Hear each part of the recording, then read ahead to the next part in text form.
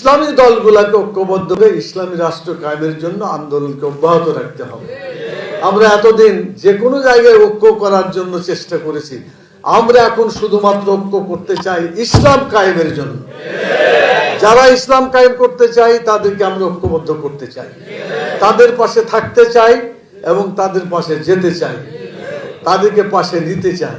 এভাবে আন্দোলনকে আমরা এগিয়ে নিতে পারলে ইনশাল্লাহ এদেশে কোরআন সুন্নাহর আইন বিজয়ী হবে ইনশাল্লাহ। 2024-এর 5ই আগস্ট আপনারা জানেন যে ছাত্র সহ সবাই এই জালেমের বিরুদ্ধে, অন্যায়ের বিরুদ্ধে তারা আন্দোলন করলো আল্লাহ তাআলার ইচ্ছায়। আমরা বলবো শুধুমাত্র কেবলমাত্র আল্লাহ তাআলার ইচ্ছায় জালেম পালাইতে বাধ্য হয়েছে। তো এটা একটা বড় সফলতা যে আল্লাহ তাআলা জালেম থেকে আমাদেরকে মুক্ত করেছে। এখন আল্লাহ তাআলা দাওয়াত দেওয়ার একটা সুন্দর পরিবেশ আমাদেরকে দিয়েছেন, আলহামদুলিল্লাহ। এখন জামাত ইসলামীর পরিচয় পাইলে তারা খুশি হয়। তো আমরা বলতে চাই একটা নির্বাচিত সরকার আসলে দেশের মৌলিক পরিবর্তনগুলো করার একটা সুযোগ হবে, সেই সুযোগটা আমাদের আসতে দেওয়া উচিত। কিন্তু এতদিন পর্যন্ত সে গণতান্ত্রিক পরিবেশ ছিল না। আল্লাহর মেহেরবানি একটু হইতে যাচ্ছে, কিন্তু সংস্কার না হলে এটা হবে না।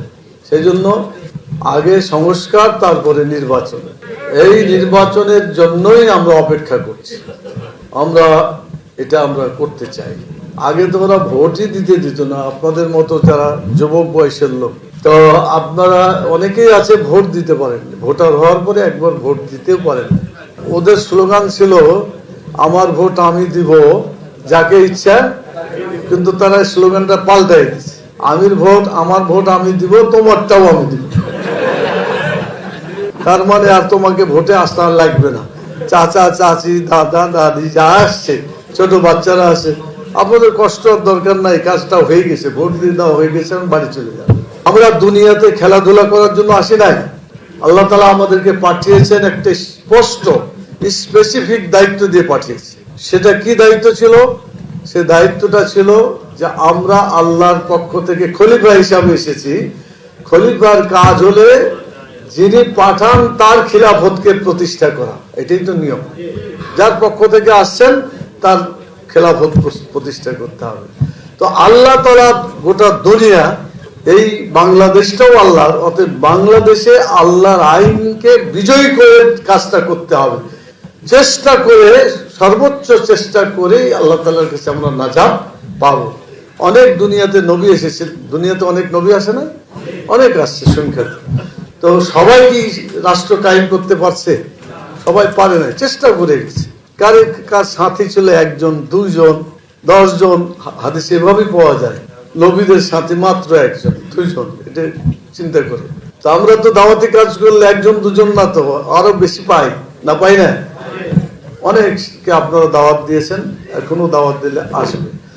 সেগুলা কিভাবে দিবেন, কোন প্রক্রিয়ায় দিবেন এবং কত গতিতে আপনি চলবেন, সেটাই এখন আমাদের ঠিক করতে হবে। একটা সরকারের ধরন হচ্ছে যে তাদের ইচ্ছা মতো মানব রচিত মতবাদ দিয়ে রাষ্ট্র চালাবে। এতদিন তাই চালিয়েছে। আর বাংলাদেশ জামাত ইসলামী, ইসলামী ছাত্র শিবির সহ যারা ইসলামকে বিজয়ী করতে চায়, তাদের টার্গেট হচ্ছে মানব রচিত মতবাদ আর বাংলাদেশে চলতে দেওয়া যাবে না। কি আপনারা রাজি আছেন? তো এই রাজি থাকতে হলে কিন্তু জীবনটাকে আল্লাহর কাছে বিক্রি করে দিতে হবে। এত সহজে কাজ হবে না।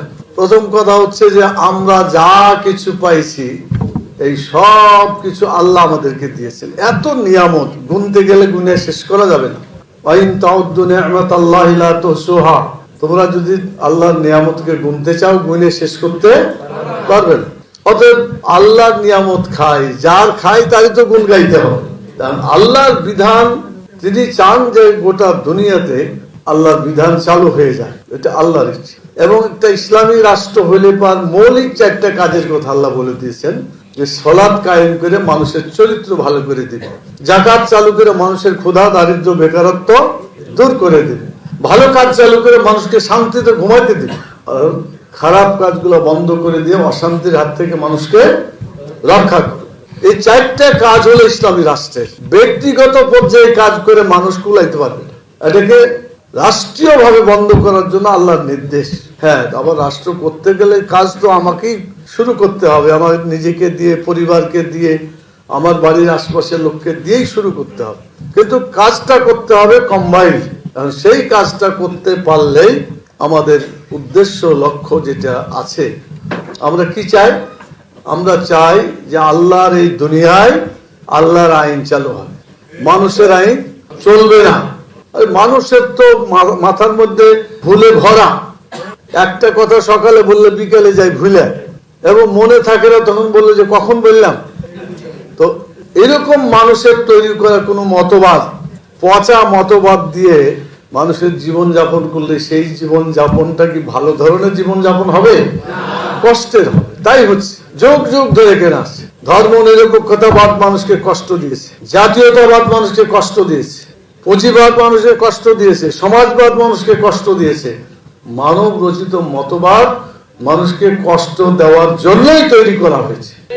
যারা তৈরি করেছে তারা নিজেরা ভালো থাকতে চায়, মানুষকে ভালো করার কোনো টার্গেট তাদের দেখা যায় না। আর মানুষ আসলে তাদের অন্তরটা ছোট, দেখে কম, সবাইকে দেখে না, নিজের পিছন দিকে কি আছে তাই তো দেখে না। আর আল্লাহ তাআলা সব দেখেন।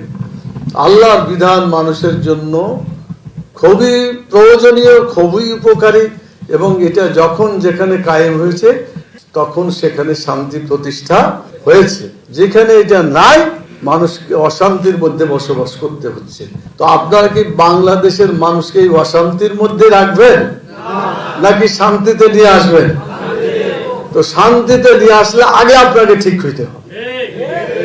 আপনি যে আল্লাহর পথে এসেছেন, তাহলে আপনার সমাজে অসংখ্য লোক আছে, তাদেরকে দাওয়াত দিয়ে আপনার পথে তো আনার চেষ্টা করতে হবে।